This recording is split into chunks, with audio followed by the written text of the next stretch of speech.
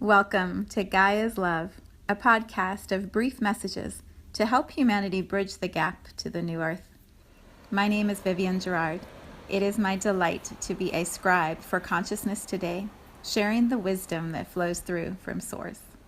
Here we go.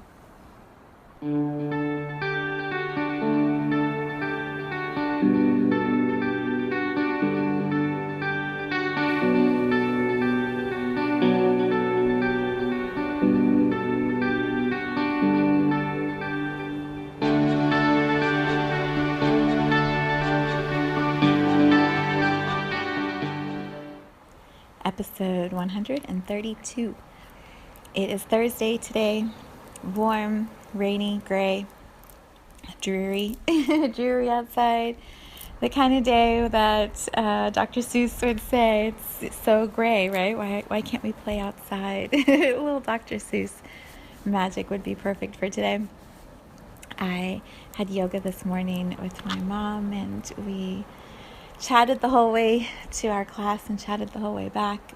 And what I feel like I want to ponder or bring forward into this space for all of us to just explore on our own is this idea of storytelling, or when we reverse it, telling stories. Because there's a way that telling stories is just a natural part of human and souls and life and existence. And that's something we've done forever. And then there's also this way you can say telling stories that's like you're getting in trouble or you're being reprimanded, or, like you're telling stories again. And I feel like we've all had, this is a general statement, but I feel like we've all had moments of both expressions of that, where perhaps when we were little we were told we were telling stories, and so we stopped talking or stopped sharing as much because our stories weren't understood or weren't received or were misinterpreted. And now here we are as grown-ups, many of us, some of us still working on it, as grown-ups, not quite sure about how to tell stories and how they're interpreted even now. So this is all coming up because when my mom and I were coming home, she is in the Soulshine tribe, and she's like, tell me, why did you post that picture? What was the picture of you on the bike about? And so I was just sharing with her how I'm switching gears and I'm moving in a different direction, and my work is kind of shifting and it's going to be more visible, and how that picture reminded me of that shifting gears idea.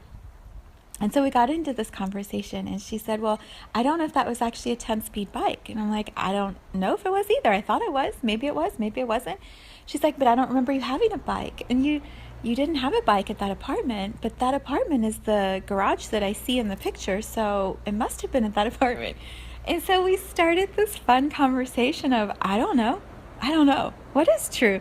What are the details? How are the stories even legit? And is your interpretation the same as my interpretation? But it was from this place of total acceptance of whatever it was, not being attached to the judgment of who's right, who's wrong. I had the same experience on Tuesday when I was recording Soul Stories. I was sharing this story, and what I most wanted to share was the emotion I felt at the end of the story. And so I was trying to remember the details as I was remembering the story, as I was trying to tell it in the video, which is kind of how I tell my stories. It's like I get the flash of the image, and then all the details, I'm trying to remember it and put it into place, but I'm also talking live, and so how does it all come through? And I just trust it. I trust it, and I share it, and if the details are wrong, okay, we'll figure it out. But in the story, I was trying to describe how we were at my friend's house and dinner, but I thought we were eating dinner there, but maybe we ate at the restaurant, and it was all completely irrelevant to the emotion of the story that I most wanted to touch on in that video. And so I've been pondering since my mom left to go off and finish her day, move into her day. I was doing my meditation. I'm like, so what is the truth of stories, and what is the truth of that story? Did I have a 10-speed when I was 10, when I was 11, when I was 12? Did I have it in South Africa? Did I have it in the US? Did I have it in both? I remember the feeling of that bike in the picture specifically being too big for me. Like, I felt so swallowed by the bike. And like I couldn't quite figure it out, and I've often felt that way with bikes. Like I can't figure them out, and I don't like my feet being off the ground, in that way, unless I'm really sailing down some beautiful hill and I feel like I'm in my groove. And I know I don't know how to ride 10 speeds, and I have one hanging in the garage that I haven't ridden since we moved in here 4 or 5 years ago. It's still hanging in the garage. Shame on me. But the whole feeling of switching gears, all of that imagery and feeling and emotion is what came through me when I was recording the podcast.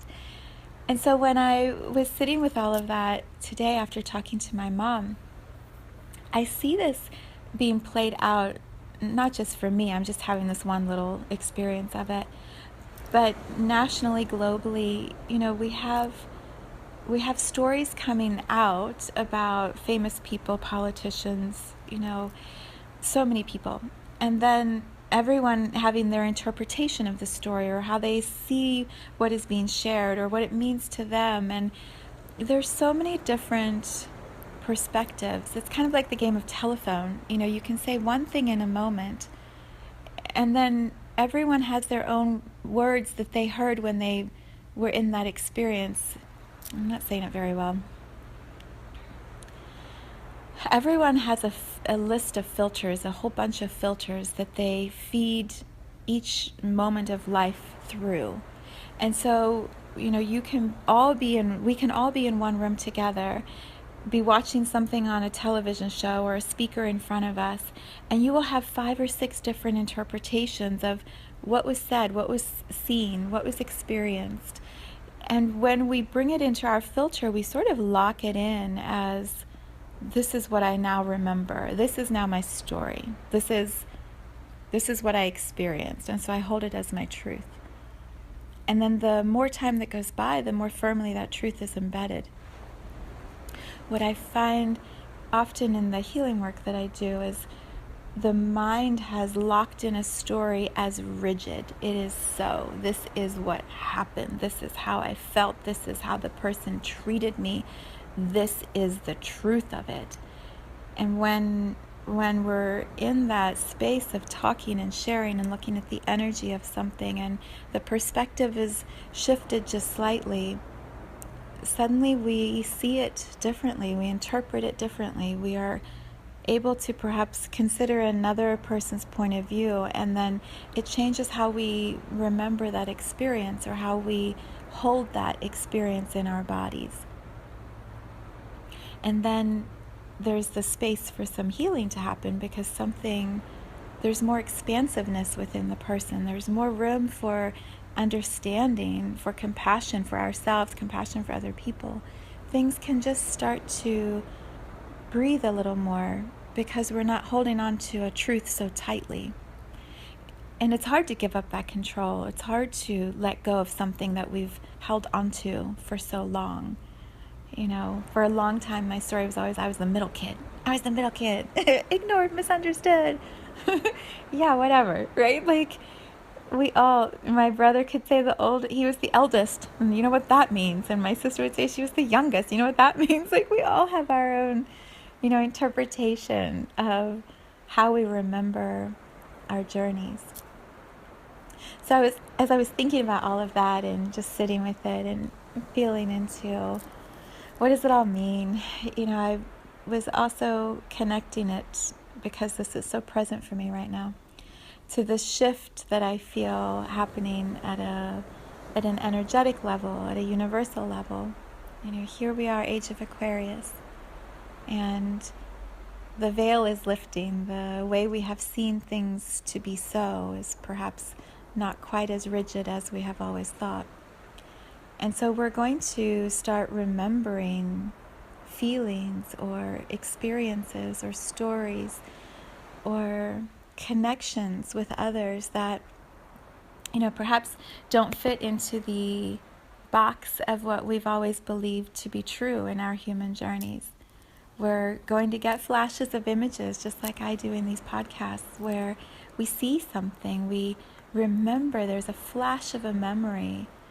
And perhaps it's not even from this life. Perhaps it's from another lifetime. Perhaps it's from another form or expression we played in. When we simply allow it to be memories or feelings, when we simply allow space for interpretation, for different perspectives, for sharing, when we're courageous enough to share, to say, I have a vision, I have a memory, I have something I believe I came here to Earth to do, and I don't know why I remember this. I remember it. I remember the feeling. I don't know how I remember it. I don't know what it means to other people or to me, but I'm just going to share it. What we find is other people, when we're with those we trust and we love, and we're courageous and we're brave and we say what's on our mind, other people reflect back to us different ideas, different interpretations, and then we can sit with all of that and see what else there is to learn. When we share memories of what we know to be true as a soul, we resonate with other souls who have been feeling misunderstood or lost or forgotten or not included, abandoned. We feel a resonance.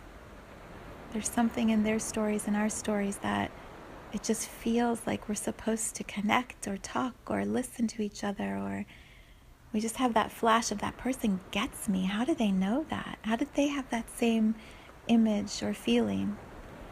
And the conversations can begin. Where is it all going to take us? I don't know.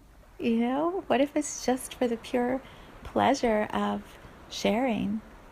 When I looked at that picture that I remembered from my scrapbook or my photo album that my mom had, I'm like, I know there's a picture of me on that bike. I remember because I was leaning against the wall trying to keep myself up off the ground from falling over. And so when I found the picture, I was like, oh yeah, that's the one. I'm trying to look all badass, and really I'm like, oh, at least I can lean against the wall because this bike's too big. And all of that, laughing at myself, like that's what I felt when I looked at the picture, like, oh, that little 10-year-old who was just trying to figure it out, like, oh, such compassion for who I was back then.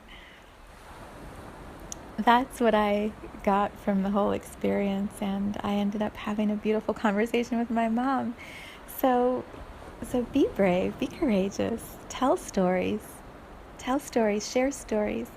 Allow some of the memories to come through, and yeah, tell stories. And let's see how we can all continue healing and expanding and learning together. It's all good. It's all so good.